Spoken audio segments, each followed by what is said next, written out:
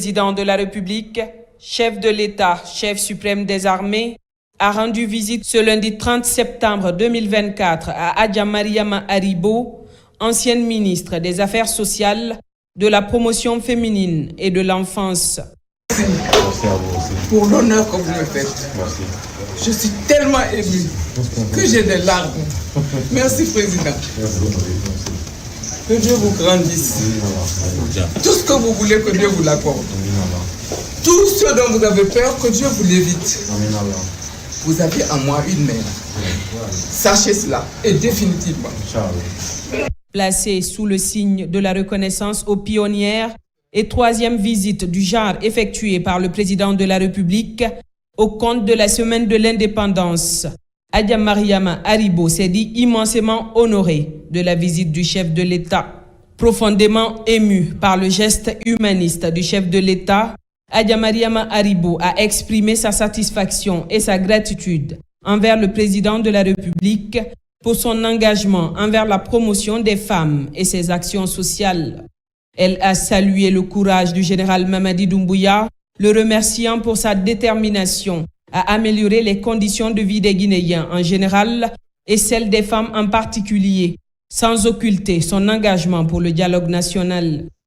Je suis comblée. Le président est venu me voir à mon domicile. Cela me fait plaisir et cela m'encourage à le suivre. Depuis qu'il est là, il pose des actes pour la République qui me réconfortent en tant qu'ancien politique, ancien ministre de Lansana Conté, en tant que membre de l'organisation des femmes, la COFIC de CPD. Vraiment aujourd'hui, je suis contente et comblée que le président soit venu à mon domicile me rendre visite et s'asseoir avec moi. Je lance au peuple de Guinée de donner la paix au pays. De donner la paix au pays pour que la transition s'opère de façon apaisée et que le président ait tout ce qu'il souhaite pour ce pays-là. Le général Mamadi Doumbouya, président de la République, poursuit sa série de visites de courtoisie aux figures féminines emblématiques qui ont marqué l'histoire du pays, tant dans la lutte pour l'accession de notre pays à l'indépendance que par l'émancipation des femmes et le développement socio-économique du pays. Après des visites chez Adja Aïcha Ba et Adja Mariama So, cette visite chez Adja Mariama Haribo s'inscrit en droite ligne de la célébration du 66e anniversaire de l'indépendance de la Guinée le 2 octobre 2024 avec pour thématique principale la guinéenne. Ces gestes de courtoisie témoignent de la volonté du chef de l'État de renforcer les liens fraternels entre les Guinéens tout en honorant les pionnières qui ont façonné le destin de notre nation, rappelant l'importance de l'engagement des femmes dans la construction d'une Guinée forte et inclusive. Voilà le président de la République, le général Mamadi Doumbouya, qui rend hommage à la femme guinéenne et à ses pionnières qui ont fait preuve de dévouement et d'engagement avant et après l'indépendance. Leur contribution a ouvert la voie à une participation accrue des femmes à tous les niveaux de la société. Adja Saran Kaba Daraba, ancienne ministre de la promotion féminine, secrétaire exécutif de la Manoriva Union et candidate à l'élection présidentielle de 2010 en Guinée, évoque l'histoire de la participation des femmes guinéennes à cette époque. Sona Sanou.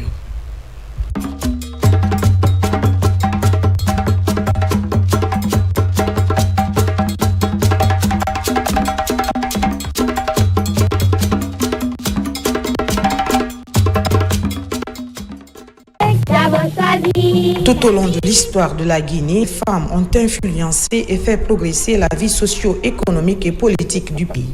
Cette année marque les 66 ans d'indépendance de la Guinée autour du thème « S'inspirer du passé pour construire l'avenir ». Une indépendance obtenue grâce au concours de tous les acteurs sociopolitiques et dans cette quête d'indépendance, les femmes ont joué un rôle important. Des héroïnes ont bravé l'adversité. Mbalia Kamara, Adja Lofou Kamara, Jean-Martin Sissé et Adja Sarandarabakaba.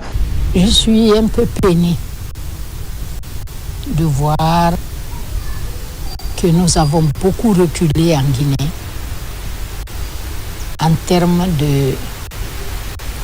représentation, mais plus en termes d'efficacité de l'action des femmes dans l'arène politique. Avant l'indépendance, juste après l'indépendance, les femmes ont été la force motrice de l'action politique en Guinée.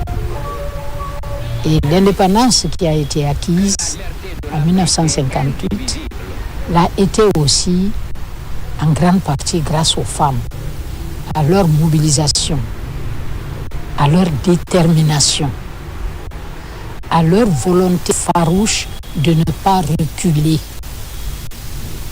Et malgré leur rôle domestique dont elles se sont acquittées, mais en même temps, elles ont tenu à être présentes chaque fois que c'était nécessaire pour montrer que la Guinée, c'est aussi leur affaire.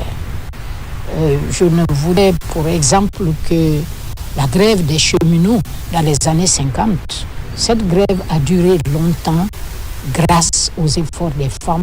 À l'époque, Hadjama Fori Bangoura avait demandé aux femmes d'occuper de la popote à la maison pour permettre aux hommes de continuer leur grève afin d'obtenir gain de cause. Je suis heureux que ce thème ait été choisi, s'inspirer du passé pour construire l'avenir, parce que depuis un peu plus de 10 ans, je fais des séries de conférences sur cette thématique-là. La force, la détermination des femmes guinéennes en politique n'a pas faibli, au contraire. Dans la perspective de faire progresser l'égalité de genre en termes de représentation dans les instances de prise de décision, les femmes leaders et responsables de partis politiques ont créé récemment le mouvement La Guinéenne en politique. Il y a la redevabilité que je dois aux femmes de ce pays, que je dois au peuple de Guinée. J'ai mis la Guinéenne en politique pour des questions de capacité des femmes en politique, non seulement, mais pour des questions de maintien de la paix. Pour moi, la politique, c'est un débat d'idées, c'est pas un combat d'épée. Donc, j'ai créé la Guinéenne en politique pour rapprocher les politiciennes, parce que les femmes aiment la paix. Malgré les contraintes, les Guinéennes ont, grâce à leur bravoure, rendu possible cette étape importante qu'est l'accession à l'indépendance, et aujourd'hui encore, elles participent à la construction d'une Guinée libre, prospère et fière.